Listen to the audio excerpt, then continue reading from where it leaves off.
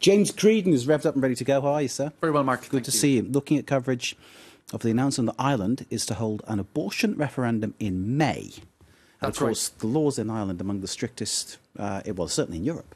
That's right. Somebody was telling me recently that they referred to Ireland, Poland, and I think it might be Malta, but I could be wrong on that, as the Holy Trinity, which is, of course, ironic in that regard. But certainly it has been identified as one of the countries that has the most, I suppose, conservative legislation in this regard. Now, so as soon as there is a note of change, it's picked up by the world's media. The New York Times here, Ireland to hold abortion referendum by the end of May, and they say in one of their opening paragraphs that this will test how far attitudes have shifted in a country that was once a bastion of Roman Catholic conservatism. Elsewhere, you have Mademoiselle magazine here in France saying that this will give Irish women the opportunity to defend their right to abortion. This is an announcement full of hope, says Mademoiselle.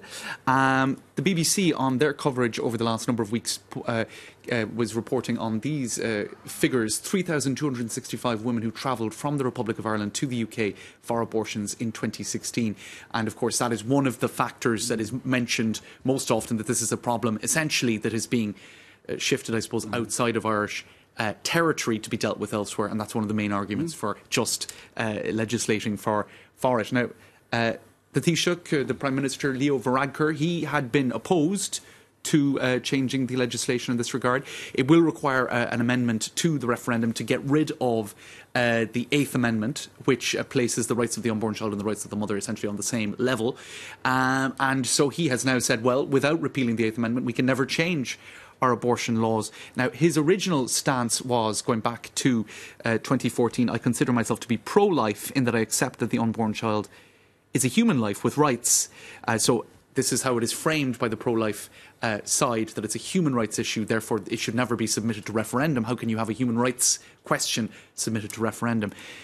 But he has changed that position, and he spoke at the press conference in that regard about two heartbreaking cases which convinced him that abortion had no place that in the Constitution. And I won't go into the details of each of those individual cases, but they are those, I suppose, cases that fall into...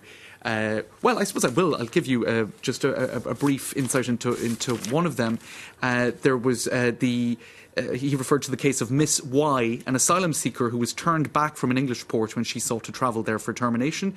She became distraught, went on hunger strike and became suicidal. So there's many cases like that where I guess the life of the mother can be put at risk, and that is, of course, one of the key areas where pro-choice people would say you need to have this legislation. In any case, what's interesting is the leader of the opposition, Micheál Martin, changed his stance about a week previously. And this has got a huge amount of reaction. A lot of people saying that he was going against the base of his party, going against a lot of politicians in his party in this regard. But you know, the other reading of it is that he's responding to a strong mood for change. But others saying, look, he's casting himself now as a hero for the repeal movement, and in fact, no, it's a lot of people who've been activists on the ground for many, many years who are the real heroes in this regard. But he's set to have a standoff with his party, in the lead up to that referendum. That's interesting. And of course, Ireland has seen a great wave of change. I mean, obviously, recognition of gay marriage, notably something that is a major advancement, you know. And I suppose a lot of people... This would seem to go in line with going against the traditional teaching of the Catholic Church, but looking at maybe things in a more human way. That's right. And that was, I think, was it over 65%? So indeed, that could be in favour of changing the Constitution to allow for legislation for gay marriage. Just a quick whip through a couple of other things.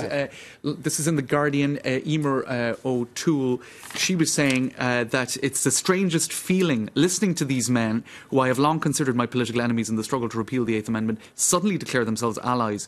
Welcome to the repeal movement. We've only just started. Now, worth pointing out that there's been a lot of comment as well on the pro-life side of this, who say that this is a sad and serious moment for our country.